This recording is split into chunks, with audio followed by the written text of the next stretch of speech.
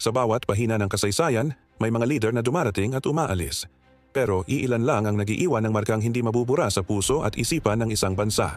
Isa na rito si Fidel Valdez Ramos o FVR na ang pamana ay hindi lang mga building o mga batas, kundi isang mindset, isang kaisipan na nagsasabing, kaya natin to. Naalala niyo pa ba ang panahon niya? Isang leader na hindi kailangang sumigaw para pakinggan, hindi kailangang magalit para respetuhin. Ang kanyang lakas ay nasa kanyang katahimikan, sa kanyang disiplina, at sa kanyang paninindigan sa kung ano ang tama kahit gaano pa ito kahirap. Pinakita niya na ang tunay na pamumuno ay hindi tungkol sa ingay, kundi tungkol sa resulta. Sa panahon ng krisis sa ekonomiya, mga hidwaan sa politika, at iba't ibang hamon, ang diwa ni FVR ay nagsilbing gabay. Tahimik ngunit matatag, maingat ngunit determinado.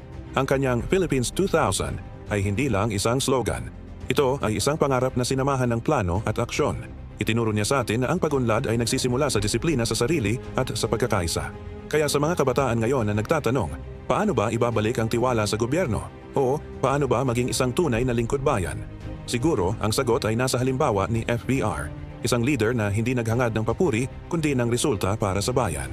Hindi para sa sarili kundi para sa bawat Pilipino. Siya ang general na naging pangulo at ang pangulong na natiling isang sundalo ng kapayapaan at pag-unlad.